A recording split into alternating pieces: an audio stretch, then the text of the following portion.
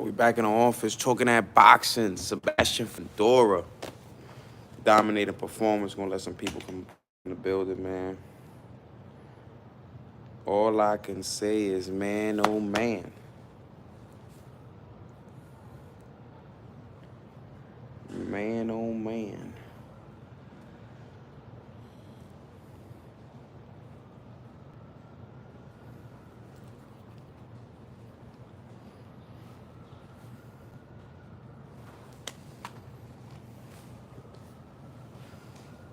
Mm-mm-mm-mm.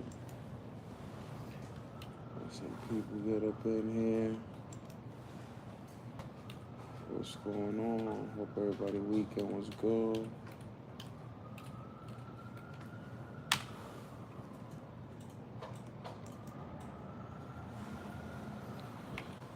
Sebastian Fundora, man, runs the rematch with Tim Tszyu.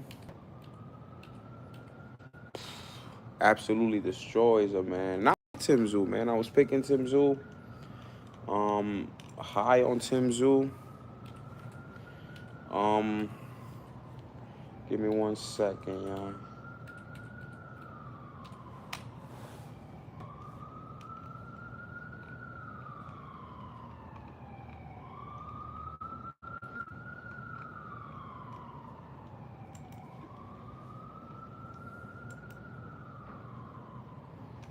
Boom, boom, boom.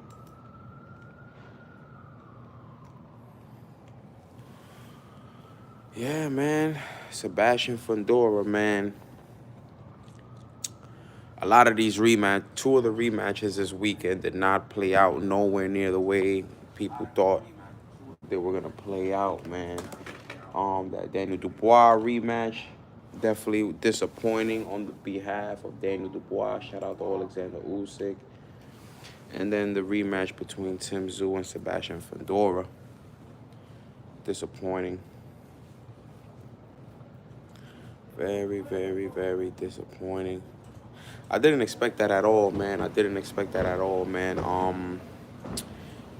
They fought on watching everything now, the way it unfolded, and I want to being completely honest. I think while the first fight was semi-competitive with the cut was due to the fact that the fight was taken, if I'm not mistaken, 10-day notice when Keith Thurman hurt his shoulder. So both guys really didn't have a game plan for each other. Tim Tszyu, if I'm not mistaken, he was on the undercard. He was supposed to be fighting Sergey Bohachuk. So then now he's going from Ukrainian boxer puncher to a come forward fighter in Tim Tszyu. Tim Tszyu was training for a welterweight moving up, his first time in the division in Keith Thurman. And now he runs himself into a 6'6" southpaw who is huge for the division, obviously. So one of those things, man. It was one of those things where it was bad, man. It was bad. And opening round, Tim hits the deck. Sebastian makes him hit the deck. And he looked out of it, man. He looked out of it. But what really surprised me was the poise of Sebastian Fundora. He looks like he's really coming into his own. He looks polished, the body looks more filled in. He had I don't know if it was just me, but he didn't look that lanky on fight night the way he usually looks. He actually looks rehydrated, full to his extent. But Tim Tszyu did eat a lot of shots. The only thing that was surprising was Tim Tszyu was having his best round. So in a round where Tim Tszyu was having plenty of success, I wouldn't say plenty of success, but it looked like maybe he can get back into the fight, because going to round 7, I think I maybe gave Tim Tszyu that round right before he got stopped, because he gets dropped round 1, and it looked like he had no answer for Sebastian Fundora. He was just swinging for the fences. Fundora fought his fight. When he needed to be inside, he was inside. When he needed to fight from the outside, and shoot the straight left jab down, the straight left down the pipe. Tim Tszyu had no answer. But rewatching the fight, he did eat a lot of clean shots. And it's just fair to say Tim Tszyu quit on the stool. Tim Tszyu quit on the stool. As fucked up as it sounds, it is messed up because it's you don't want to call a fighter, but we got to call it for what it is. The dude quit on the stool. The dude quit on the stool. Father quit on the stool against Ricky Hatton. So something that we definitely seen before. But one thing I do have to say, maybe it was too soon, and maybe Tim is, too much pride. It's too much for his own good. When you realize the outcome of what happened, so March 30th, he takes the beating by Sebastian Fundora on short notice. He comes back, and he now faces Bakram. Then he comes back. He has the tuna fight in Australia against Joey Spencer. And now he rematches Tim Tszyu. So Tim is 1-3 in his last 4 fights. 2 of those coming via stoppage. We know Bakram stopped him in 3 rounds, had him dazed, not looking where he was. But some people feel like it was more of Bakram was a thing of nobody not knowing who Bakram was. And maybe not, I wouldn't say overlooking, just not doing any homework on your opponent. Just you going your train. It's one of those training camps where I'm not worried about the guy, but you got to be worried about everybody. There's a reason why he was in line for Jermell Charlo's IBF title before he vacated it. One thing about the IBF, they're going to give their mandatories their shot, or the people that they feel is deserving. It's not a popularity contest in the IBF like the other sanctioning bodies. So being that happened is something that he's going to have to go to the drawing board, and we might have to hit the reset button. People are counting him out.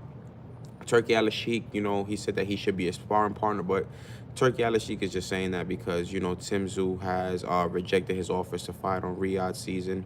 He is a PBC fighter. We know that ever since the Riyadh season, it's been a bit of everything. We had the top ranked PBC. David Benavidez is a PBC fighter. He's going to headline, defend his title against the zone fighter and Anthony Yard. And Tim Tszyu being a PBC fighter, Turki Al-Sheikh made some real distasteful comments. I didn't like distasteful comments considering him never boxed a day in your life. Have a good night. So it definitely wasn't something he should be counting on. And Turki says, some rude things when, I wouldn't say when he's disrespected, or just when he doesn't like an answer of somebody, or when people kind of put him in his place.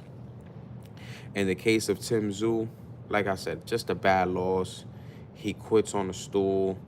He's taking a lot of punishment in those 3 losses. And he's going to have to majorly hit the reset button. July, August, September, October, November, December. I wouldn't be surprised, man, if he doesn't come back to like winter of next year, or maybe take the whole next year off. 12, 5, 17-month layoff. Very possible, because he didn't take all the punishment in one fight. It's been an accumulation. It's been an accumulation of different guys. So, and I don't know if it's just me, but just Tim Tszyu also just hasn't performed good on American soil. I don't know what it is. I remember his debut on American soil. He gets knocked down. He gets a decision victory, but it wasn't a convincing victory. It was a dud of a victory. And then he goes, and then, he has, the fights in Australia, Brian Mendoza, Tony Harrison on short notice, Ocampo. And he's looking like the boogeyman of the division. He's looking like he could be the next guy up in the division, setting himself up for a lot of big fights. And then we all know that he gets the Keith Thurman fight. Keith Thurman, he gets a shoulder injury. Sebastian Fundora checks in about 11 days notice. So with that being said, people thought with him losing to Sebastian Fundora, I was one of the people who said he should have just lived to afford another day with the cut. He was up after 4 rounds. I had him up because after the 4th round, when the cut was bleeding bad from the beginning, but after the 4th round, you can tell that it really impaired his vision, and he could not see. He was supposed to live to fight another day, but he takes his first loss. I feel like from all there, it went downhill. With Tim Tszyu, I feel like he's all heart, no brains. Good fighter, not great at this point. I don't really think he's a great fighter. good, not great. Um, comparing, trying to compare him to his dad is far of a stretch. You know, his dad beat some greats. You know, he stopped Julio Cesar Chavez. He stopped Zab Judah. His dad was undisputed. You know, but his dad did have some, have some lapses as well. You know, he had the upset loss. He also lost to, got stopped and quit on the stool against Ricky Hatton. So it's in a not in the best place in the world for right now for the Tim Zoo. I do believe that he should take uh, a long break, man. Maniac, what's going on, my brother? What's going on? Here talking this Tim Zoo talk, man. Talking that Tim Zoo, man. Think bros gotta unify. What's next? I was talking Tim Zoo, but all everything that's been going wrong for Tim Zoo, but we gotta talk about what's obvious. What's next for Sebastian Fundora now? You know, we had to vacate to, it was a business move. Let's just call it for what it is. It was a business move for him to vacate and get the rematch with Tim Zoo. The way it sounded at the press conference after the fight, he didn't want to vacate. He was willing for Xander Zayas to take some step aside money, and he said he's willing to unify with Xander Zayas. He said he's going to be looking forward to Xander Zayas' fight this upcoming Saturday here in New York City. We'll definitely be live giving you some coverage for that. But for Xander Zayas, man, he's got another unification bout on his quote-unquote side of the street with Mortazayev, who apparently seems to be the boogeyman. And I feel like we're overrating him a little bit because nobody knew what he did, nobody knew who he's for. We're just giving him the credit of him demolishing Tim Tszyu the way he did. And probably in the rapper, that's the rapper, probably being the fighter to retire Tim Tszyu mentally. But another good fight. If he can't get the unification, it would be right if he just gets another big fight at 154. Maybe even rematch Brian Mendoza. I feel like he needs to stay active. He's fought 2 times this year. He didn't take any punishment in this fight. Give him a headline, a card in Vegas. Let him headline in December, maybe even November. Let's see what's up with Gervonta Davis. Maybe you could put him on a Gervonta Davis undercard, get him some exposure, let him see a different. Is that the reason I'm thinking of everything outside, man, because with all this stuff, all this stuff going on, I don't think the unification is going to be right away. I just want to see the guy active, and I want to make sure that the guy stays in place. So I will, who knows, run it back with Brian Mendoza. See it, but you should go for the big fights, obviously. But if you can't stay yourself active, it's right now, has a July 20th. So we got August, September, October, November, 4 months, December. I would like to see him back no later than January of next year, top of 2026, kicking the year off right. But if he can't, please try to have one more fight. It'll be good to see a young champion get 3 fights in a year, things we don't see. We don't even see champions get 2 fights in boxing, other than like Canelo Alvarez. Most of these guys aren't fighting 2 times a year, let alone 3. I feel like he needs to fight one more time this year. He has not taken punishment. The fight before that, Maurice Hooker, if I'm not mistaken, was the guy's name. Stopped him in 4 rounds. So Sebastian Fundora has not taken any punishment. He had a little nosebleed from a right hand from Tim Tszyu. Like I said, Tim Tszyu maybe had 1 good round in those 7 rounds. And then the 1 round where he actually had some visible success, the fight was literally stopped right after. So with that being said, I think that's the best bet for Sebastian Fundora. Sebastian Fundora has to take advantage and strike while the iron is hot, get another fight while the year is in. He's right now at the top of the division at 154 pounds. We know the uncrowned king is still Jermell Charlo because nobody did beat him when he was undisputed. It'll be good to see what Sebastian Fundora can do against a Jermell Charlo. You would have asked me 2 years ago, Jermell or Sebastian. I was going with Jermell, but right now, Sebastian Fundora is coming into his own. The physique, the accuracy. He's actually learning how to fight his fighting and knowing when to use his size, knowing when to use that power, and knowing when to use that freakish, You know, because a physique like that, you're not gonna see. The dude is a light heavyweight by physique, not by weight. I don't call him a weight bully because he's not big in size. He's just big in stature, big in reach. You know, he's got that legendary reach, that legendary height for that division, but not, you know, he's not the biggest guy. You know, there were moments in the fight where I did see, you know, Tim Tszyu, you know, push up off him. So definitely something that can happen. I want to see him stay active. Definitely one of the things I want to see him do. Another thing, staying on the Sebastian Fundora. He was halfway there. People forget, you know, when he beat Tim Tszyu the first time, it was a unification and one vacant. It was a vacant WBC, and they were fighting for the WBO. So let's see now if Xander Zayas can get his job done in impressive fashion. He's been calling for that Sebastian Fundora fight, which I feel it is too early for him. Xander Zayas does not have that Mang strength, and he definitely has not fought the competition of a Sebastian Fundora. Sebastian Fundora's got former contender Erickson Lubin. He's got Tim Tszyu twice under his belt.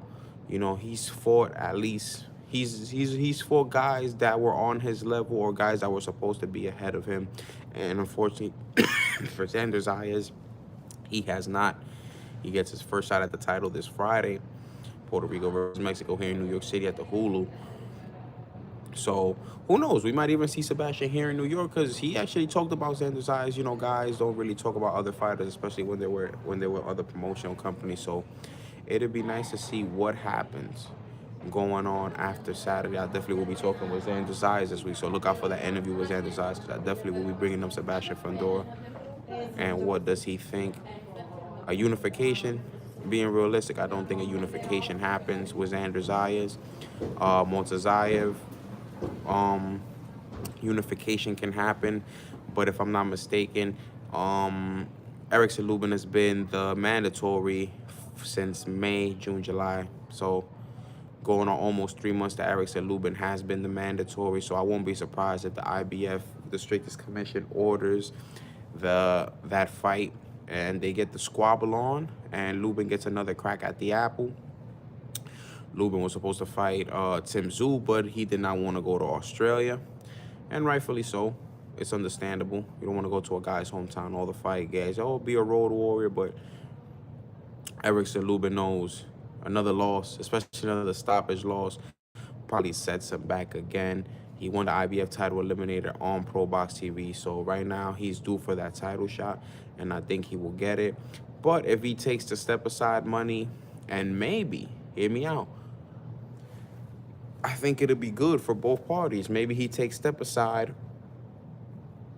Sebastian Fundora has a stay busy fight, and even see if he could get a Lubin, because at the end of the day, we want to build up Xander Zayas' resume starting now. If you expect Xander Zayas to be this next Puerto Rican savior, to be the next guy to carry the mantle in Top Rank, considering that Keyshawn Davis is, you know, we kind of don't know what's going on with Keyshawn Davis. We know Abdullah Mace is going to get his first title opportunity in November on the Ring 4 card with David Benavidez. So my best bet is to try to see where do you go with Xander Zayas and a step up in competition. His first step up is this Saturday, but after this, he will need another step up fight, because a lot of his contraries have better resumes. Even Tim Tszyu, that he has taken his losses, has fought them. Obviously, Jermell Charlo, Sebastian Fundora, Erickson Lubin. The list goes on. Brian Mendoza, Sergey Bohachuk, Virgil Ortiz. A lot of these guys, as much as I like Xander Zayas, he can't beat any of those guys. Maybe Lubin. He can beat Lubin. There's a good chance that he does beat Lubin. But I don't see him right now being a world beater. And the main reason is he doesn't have his bank strength. If I'm not mistaken, Xander's 23, 24. He's got good pop, but you can tell, you can separate pop from Mang strength. And he just doesn't have that Mang strength, because he's landing these clean shots on these guys. And he could stop a guy off of accumulation of punches. He's not brutally stopping guys with 1 or 2 punches. He's got to put 3 to 4 punches together. But I do expect a good performance from him this upcoming Saturday. It's I wouldn't necessarily call it make a break, but this definitely can be the start, or we definitely will see what he's made of this upcoming Saturday at Madison Square Garden. So it'll be a good fight. Let some people join in here. Let's see if we talk some stuff see if we talk to the people and see what's going on. Let some people come in here and let's talk some boxing. I got some time to spare.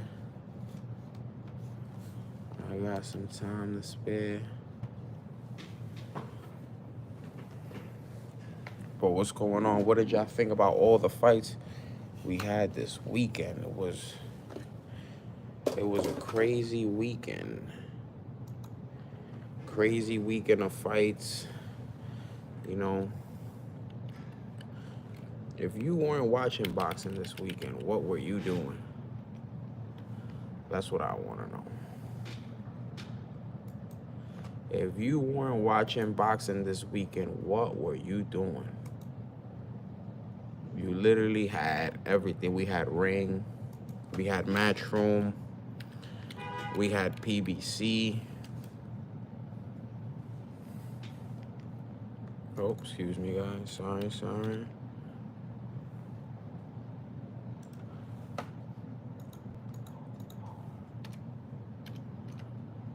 I'm multitasking here, guys. Give me 1 second.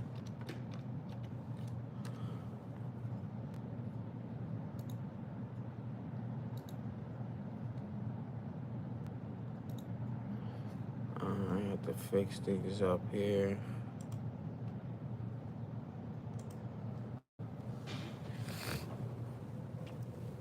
But yes, back to what I was saying. A lot of things will be answered this weekend, but we did have a lot of squabbles. We did have a lot of fades. Going on this weekend. If you watched the fades, what was your favorite fade?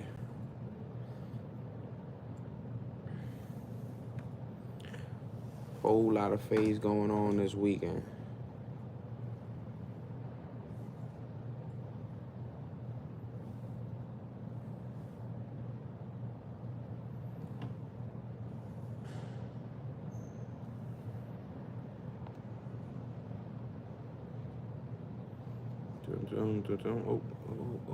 Oh, I charged the phone.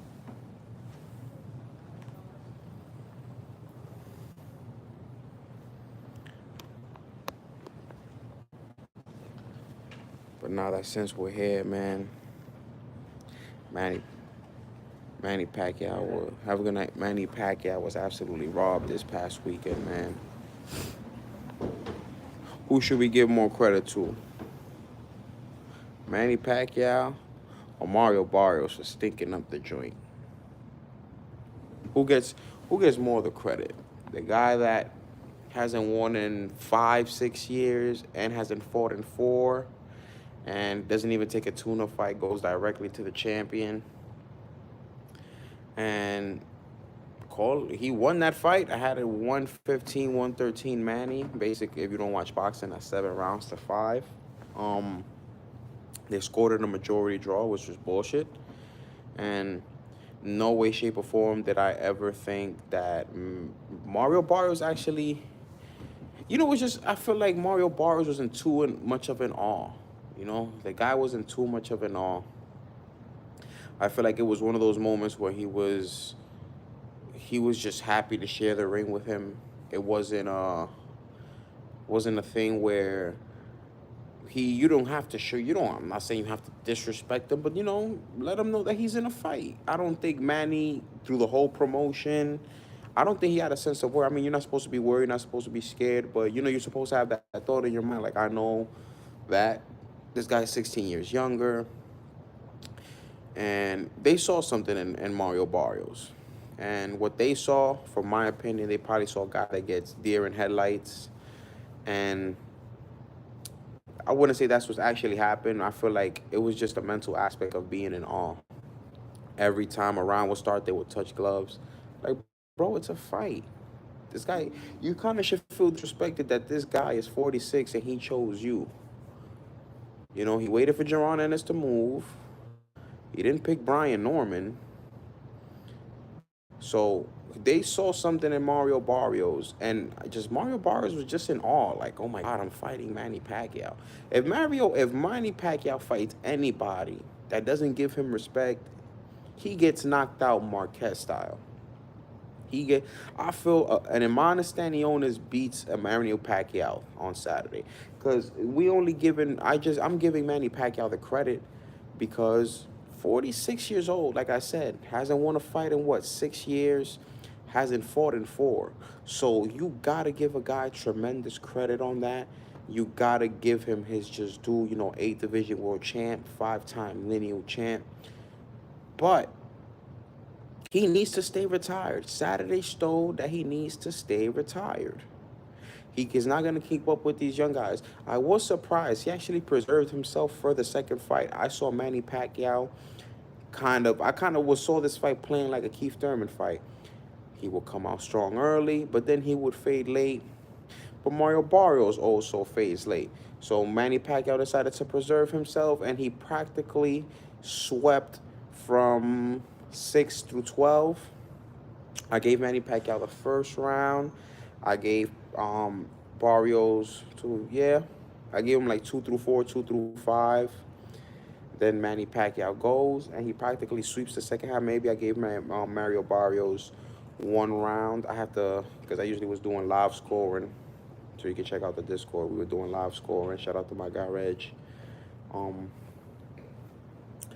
But it was one of those things where kind of like Jake Paul, Mike Tyson, you know. We were hoping Mike Tyson can turn the hands of clock one time. But unlike Mike Tyson, Manny Pacquiao did just enough to win the fight. And the fact that it was a majority draw is crazy. I don't want to see Manny Pacquiao fight again. Had he won on Saturday, it would have been good. Throw him a little parade and let him ride off into the sunset. I'm tired of seeing these boxers, these old stubborn boxers from the 90s, early 2000s, go out bad.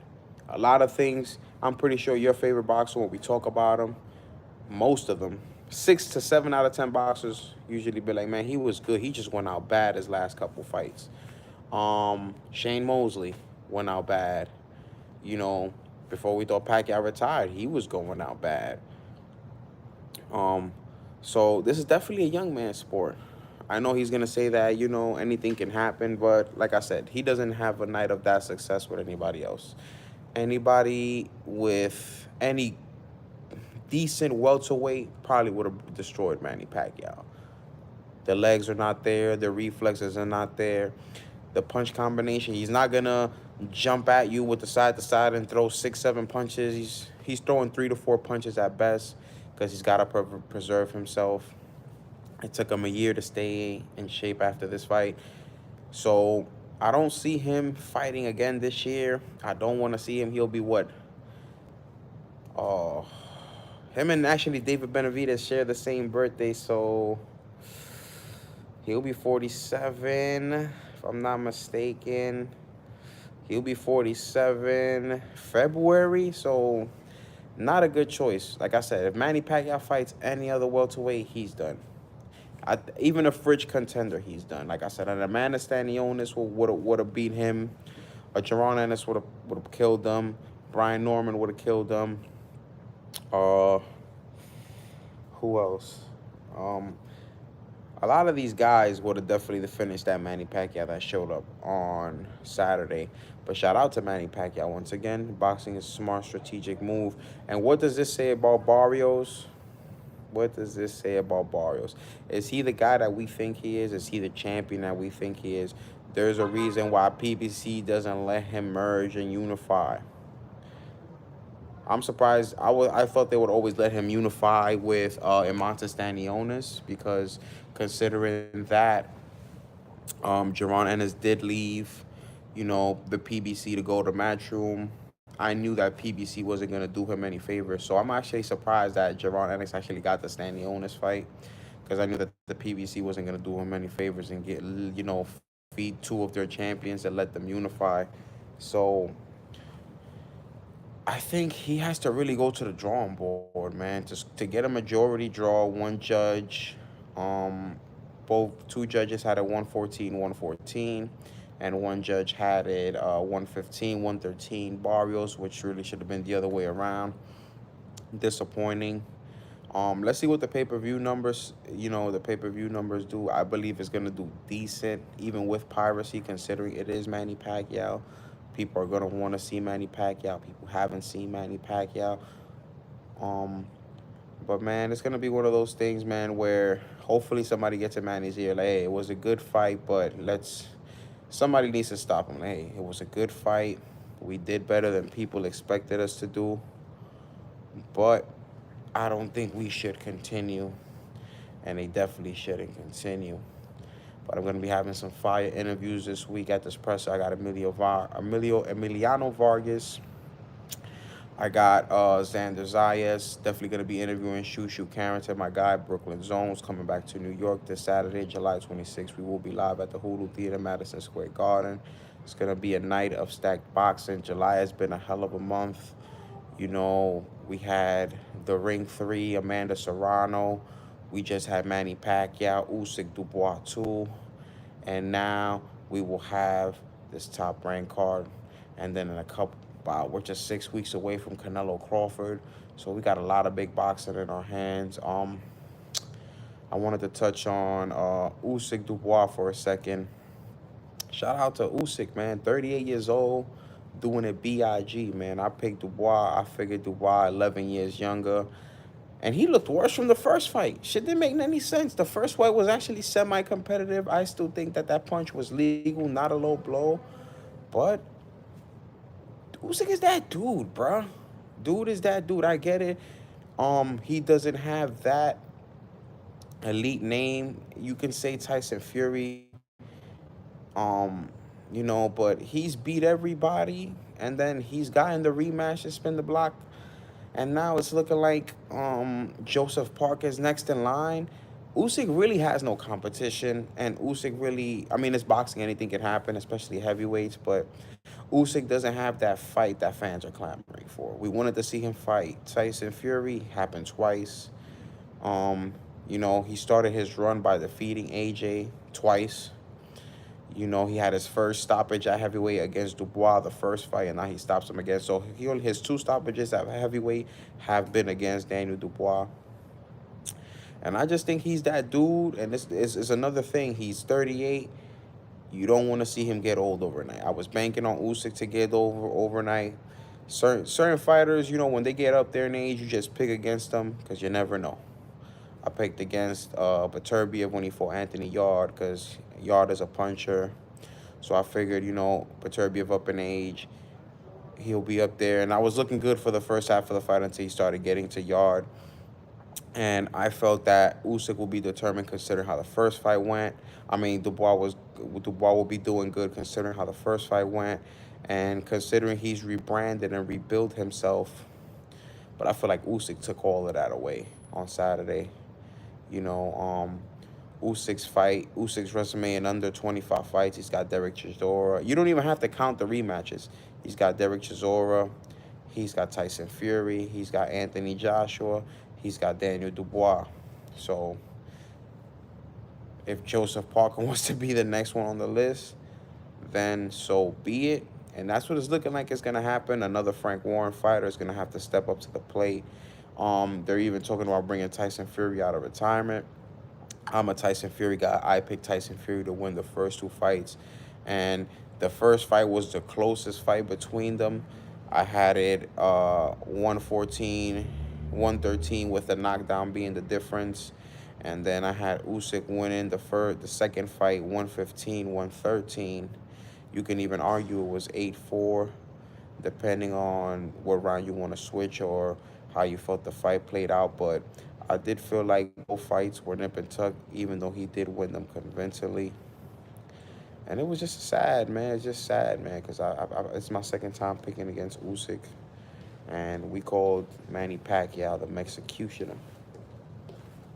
But I think someone in that realm we're going to have to consider what are we going to call Usyk, the UK Slayer, the Brit Slayer, the dude that's laid down the best Brits, and Anthony Joshua and Fury of a little bit of the coming back from era, and then for the upcoming heavyweight of this era, which is supposed to be Daniel Dubois, he has beaten him twice, both by stoppage. So really not a lot going on for Usyk. It just depends at this fight, just how long he wants to fight. He said he wants to fight till he's 40. He said he's got 2 more fights. So I won't be surprised if that fight with Joseph Parker is next. I wouldn't I wouldn't mind seeing the fight with Joseph Parker, but I just feel at this moment nobody or nothing can touch Alexander Usyk. Best fighter in the world. Shout out to Terrence Crawford. But like I said, in under 30 fights, he has arguably one of the best resumes in boxing. 3-time undisputed in 2 divisions, 2-time undisputed heavyweight, undisputed at cruiser. It's hard to dispute that. And at this point, he's just going to wipe out the division one by one at this point, depending on what fights he takes. It's July. He said he wants to take a little vacation, so I won't be surprised if we see him maybe somewhat around January, February of 2026. I think he's going to take the rest of the year off. But I won't be surprised if he jumps back in the swimming pool. I won't be surprised, but I highly doubt it. For Bam Rodriguez, he stops Kafu in 10 rounds, setting up the fight with the guy. Damn, all due respect to the guy, was just with him at the presser, but he's on the Ring 4 card. I don't like Turkey Al-Sheikh making fights while a guy has a fight scheduled because things can go wrong. He did the same thing with Wilder and Joshua. Wilder ends up getting his ass kicked by Joseph Parker. So a lot of things can happen. But fight fans, I'll be back again to talk some boxing again. Make sure y'all like, comment, and subscribe because I'll be back. Follow me on Instagram, Boxing with Chris all together. Y'all see me on YouTube. Make sure you like, comment, and subscribe, and I'll be back again.